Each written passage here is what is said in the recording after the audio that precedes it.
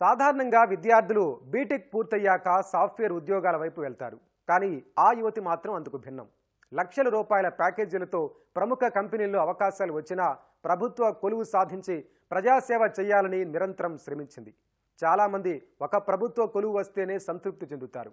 కానీ ఈ అమ్మాయి మాత్రం ఒకేసారి 3 కొలువులు సాధించి శభాష్ అనిపించింది. ఇటీవల ప్రభుత్వం విడుదల చేసిన గ్రూప్ 1 ఫలితాల్లో డిఎస్పీ జాబ్ సాధించి తన కలను నెరవేర్చుకుంది తిరుపతికి చెందిన చాందిని. భవిష్యత్తు లక్ష్యాలేంటో ఆమె మాటల్లోనే విందాం. సాధారణంగా బీటెక్ పూర్తయ్యాక సాఫ్ట్వేర్ ఉద్యోగులు సాఫ్ట్వేర్ వైపే వెళ్తారు. లక్షల రూపాయల ప్యాకేజీస్తో ఉద్యోగ అవకాశాలు వచ్చిన ప్రముఖ కంపెనీలు టీసీఎస్, ఇన్ఫోసిస్ లాంటి ప్రముఖ కంపెనీల్లో అవకాశాలు వచ్చిన ప్రభుత్వ ఉద్యోగం సాధించాలి, ప్రజాసేవ చేయాలి అన్న ఒకే ఒక లక్ష్యంతో శిక్షణ తీసుకొని ప్రభుత్వ ఉద్యోగం సాధించింది తిరుపతికి చెందిన ఓ యువతి. ఒకేసారి 3 ఉద్యోగాలు సాధించి రాష్ట్ర స్థాయిలో అత్యంత ఉత్తమమైన ఉన్నతమైన ఏపీపీఎస్సీలో గ్రూప్ 1 పోస్టు డిఎస్పీ స్థాయి ఉద్యోగం సాధించి తన లక్ష్యాన్ని నెరవేర్చుకుంది. ఇంతేకాదు యూపీఎస్సీ లక్ష్యంగా, సివిల్ సర్వీసెస్ లక్ష్యంగా తన ప్రయత్నాన్ని కొనసాగిస్తానని చెప్తోంది తిరుపతికి చెందిన యువతి చాందిని. బీటెక్ అయిన తర్వాత సివిల్ సర్వీస్ రాయాలనే ఆలోచన ఎందుకు వచ్చింది? బీటెక్ పూర్తయ్యాక ఇన్ఫోసిస్, టీసీఎస్ లాంటి ప్రముఖ కంపెనీలో లక్షల రూపాయల జీతంతో ఉద్యోగాలు వచ్చినా ఎందుకు వదులుకుంది? ఏపీఎస్సీకి ఎలా ప్రిపేర్ అయింది? ఈ విషయాలు తెలియజేసేందుకు మన దగ్గర ఉన్నారు. అమ్మాయి, కంగ్రాచులేషన్స్, గ్రూప్ 1 పోస్టు ఈ ఏపీఎస్సీలో సాధించి డిఎస్పీ స్థాయి పోస్టు సాధించారు. ఇంజనీరింగ్ అయిపోయిన తర్వాత టీసీఎస్, ఇన్ఫోసిస్ లేకపోతే సాఫ్ట్వేర్ సైడ్, మామూలు మీతో పాటు ఉన్న వాళ్ళందరూ సాఫ్ట్వేర్ సైడ్ వెళ్ళింటారు కదా. సో సాఫ్ట్వేర్ సైడ్ ఎందుకు వద్దనుకున్నారు? మీరు బీటెక్ పూర్తయ్యాక ఎలాంటి ఆఫర్స్ వచ్చాయి? నాకు బీటెక్ అయిన తర్వాత కాలేజ్లో ప్లేస్మెంట్స్ అటెండ్ అయినప్పుడు టీసీఎస్, ఇన్ఫోసిస్, సిటిఎస్ ఇట్లా జాబ్స్ వచ్చాయి. వేరే కంపెనీస్లో అటెండ్ అయ్యిండొచ్చు, కానీ నేను అప్పటికే సివిల్ సర్వీసెస్ వైపు వెళ్దామని అనుకోవడం వల్ల ఇంకా వద్దు అనుకొని వాటికి జాయిన్ కూడా కాలేదు. ఇంకా డైరెక్ట్గా ఇంకా సివిల్ సర్వీసెస్ కోచింగ్కే వెళ్ళిపోయినాను. ఓకే, అంటే సివిల్ సర్వీసెస్ మీరు కోచింగ్ తీసుకుంటూ ఇప్పుడు ఏపీపీఎస్సీకి రాయాలని ఎందుకు అనుకున్నారు? ఇప్పటికే మన జ్యుడిషియల్ వైపు వస్తే దాంట్లో కూడా మీరు పరీక్ష రాసి ఇప్పుడు కోర్టులో ఇప్పటికే ఉద్యోగం చేస్తున్నారు. మామూలుగా ప్రభుత్వ ఉద్యోగులు, గవర్నమెంట్ జాబ్స్ అంటే ఒకటి వస్తే చాలని అనుకుంటారు కదా, మీరు ఎందుకు కాంప్రమైజ్ కాలేదంటారు అట్లా? నేనైతే ఏదో ఒక గవర్నమెంట్లో చేరితే చాలు అనే ఉద్దేశంతో అయితే రాలేదు. నేను అనుకుంది సివిల్ సర్వీసెస్, ఐఏఎస్ అట్లా అవ్వాలనే వచ్చిన్నాము. కానీ ఇంకా యూపీఎస్సీ రాస్తున్నాను, అది కుదరట్లేదు కాబట్టి సరే కొంచెం గ్యాప్ తీసుకుందాం అని చెప్పి మధ్యలో ఇంకా గ్రూప్ 1 సర్వీసెస్ అవన్నీ రాసినాను. గ్రూప్ 1 అంటే కూడా ఇంకా దగ్గర యూపీఎస్సీ లాగానే, అంటే కన్ఫర్డ్ ఐఏఎస్, ఐపీఎస్ అంతా అవుతారు. సో అందువల్ల గ్రూప్ 1 మీద ఫోకస్ చేసి అది రాసినా. దాంతోపాటు ఇంకా వేరే ఎగ్జామ్స్ నోటిఫికేషన్స్ రావడం వల్ల అవి కూడా రాసిన్నాను. అంటే ఈ మామూలుగా ఇంజనీరింగ్ అయిపోయిన తర్వాత సాఫ్ట్వేర్ జాబులు వచ్చినప్పుడు కూడా ప్రభుత్వ సర్వీసులు, గవర్నమెంట్ సర్వీసులోకి రావాలనే ఆలోచన ఎందుకు వచ్చింది, ఎప్పుడు వచ్చింది అంటారు? గవర్నమెంట్ సర్వీస్లో, సివిల్ సర్వీస్లో రావాలని నాకు ఇప్పటి కాదు, కాలేజీలో ఉన్నప్పుడు కాదు, ఎప్పుడో చిన్నప్పటి నుంచి అనుకుంటా. ఏదో ఒక డిగ్రీ ఇంజనీరింగ్ మంచి మార్క్స్ రావడం వల్ల ఇంజనీరింగ్ తీసుకొని త్వరగా అయిపోతుంది, ఒకవేళ మనకు కావాలంటే వేరే జాబ్స్ ఈజీగా దొరుకుతాయన్న ఆలోచనతో సివిల్ సర్వీసెస్లోకి వచ్చాను. ఇదైతే నాకు చిన్నప్పటి నుంచి ఐఏఎస్ అవ్వాలని ఒక డ్రీమ్, అంబిషన్ అయితే ఉండేది. ఓకే, సో అంటే ఏది మిమ్మల్ని ఇన్ఫ్లుయెన్స్ చేసింది అంటారు ఐఏఎస్, సివిల్ సర్వీసెస్ వైపు పోవాలని, గవర్నమెంట్ సర్వీస్లో జాయిన్ అయ్యి సొసైటీకి సర్వీస్ చేయాలనేది ఎక్కడ మీరు ట్రిగ్గర్ అయింది అంటారు? అది చిన్నప్పుడైతే మా నాన్న చెప్తుండే వాళ్ళు, ఇంకా ఐఏఎస్ అయితే ఎలా ఉంటుంది, కలెక్టర్ అయితే ఎలా ఉంటుంది అని చెప్పి. ఇంకా అది నాకు చిన్నప్పటి నుంచి ఉండిపోయి వాళ్ళని చూస్తుంటే ఎలా చేయొచ్చు, సొసైటీకి ఎలా మార్పు వస్తుంది ఒక కలెక్టర్ అయితే మంచి పనులు చేస్తే, అలాంటివి చూడడం వల్ల అది ఇంకా కొంచెం ఎక్కువైంది. సో అంటే ఈ ప్రిపరేషన్కి సంబంధించి మీరు మీ ఎవరైనా గైడెన్స్ ఇచ్చారా? ఎలా వాటికి సంబంధించి మెటీరియల్ని ఎలా కలెక్ట్ చేసుకున్నారు, ఏంటి? నాకు సీనియర్స్ అట్లా గైడెన్స్ ఇచ్చింది అయితే చాలా తక్కువ, యూపీఎస్సీలో కానీ ఏపీపీఎస్సీలో కానీ.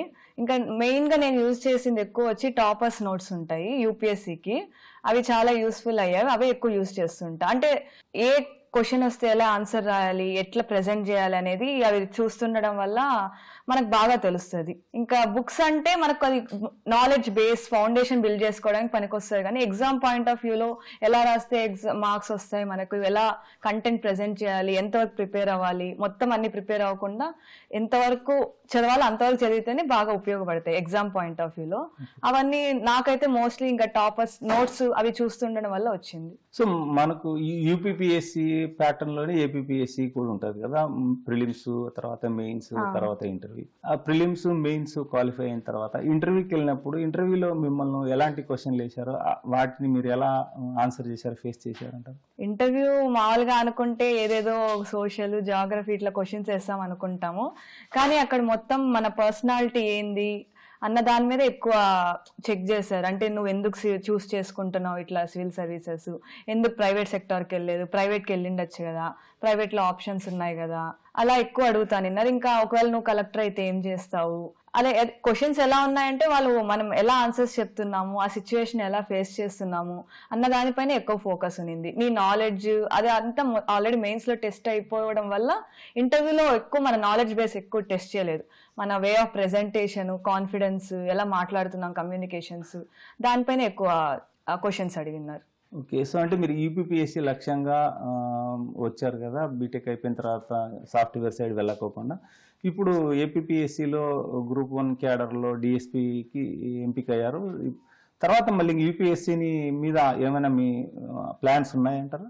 యూపీఎస్సీ అయితే ఖచ్చితంగా రాయాలనే ఉన్నాను. మొదలెట్టింది యూపీఎస్సీ కోసమే కాబట్టి ఇంకా అటెంప్ట్స్ ఉన్నాయి. ఆల్రెడీ కొంచెం దగ్గర వరకు వెళ్ళినాము. ఇంకా మరీ మొత్తం రోజంతా కూర్చొని ఇయర్ అంతా కూర్చొని చదవాల్సిన అవసరం లేదు. ఒక అవగాహన ఉంది కాబట్టి ఎగ్జామ్ ముందు ఒక 1 month లీవ్ పెట్టుకొని కూడా రాయొచ్చు. అదే మరి జాయిన్ అయిన తర్వాత కూడా మధ్యలో కొంచెం టైం దొరికితే ఎగ్జామ్ రాద్దామనే ఉన్నాను. ఇంకా మళ్ళీ ఇంజనీరింగ్ అయిపోయిన తర్వాత దాదాపు 5 సంవత్సరాల తర్వాత గ్రూప్ 1 పోస్ట్ వచ్చింది కదా, ఇన్ని సంవత్సరాల పాటు ఒకే లక్ష్యం మీద కొనసాగడం అన్నది చాలా కష్టంగా ఉంటుంది. సైకలాజికల్గా ఎప్పుడైనా ఇబ్బందులు వచ్చినప్పుడు వాటిని ఎలా ఫేస్ చేశారు, వాటిని ఎలా ఓవర్కమ్ అయ్యారు అంటారు? చాలాసార్లు మన పైన కూడా మనకే సెల్ఫ్ డౌట్ వస్తుంది. ఇన్నేళ్ళు ఉన్నప్పుడు అందరికీ ఉన్న నమ్మకం ఇప్పుడు వదిలేలేము, ఒక ట్రస్ట్ ఉండడం వల్ల సరే ఇప్పట్లో మధ్యలో అయితే అంటే ముందు నుంచి కూడా ఏదో నాకు మొదలు పెట్టాక మధ్యలో వదిలేసే అలవాటు లేదనమాట. అందరికీ ఉన్న నమ్మకం చూసి మనం ఏదో ఒక రోజు ఏదో ఒకటి అవుతాము, సాధిస్తాము అన్న ఆ ట్రస్ట్ వల్లే కంటిన్యూ అయినాం. ఇప్పుడు అంటే ఈ ఏపీపీఎస్సీలో మంచి పోస్టు సాధించగలిగారు మీరు. దీంతో మీరు ఇంకా కాంప్రమైజ్ అయిపోయి రాజీ పడిపోయి చాలు ఈ ఉద్యోగమే అనుకుంటారా, లేకపోతే మీ ప్రధాన లక్ష్యమైన యూపీఎస్సీ సైడ్ వెళ్ళి సివిల్ సర్వీసెస్ కొట్టాలనే లక్ష్యం ఉందా మీకేంటి?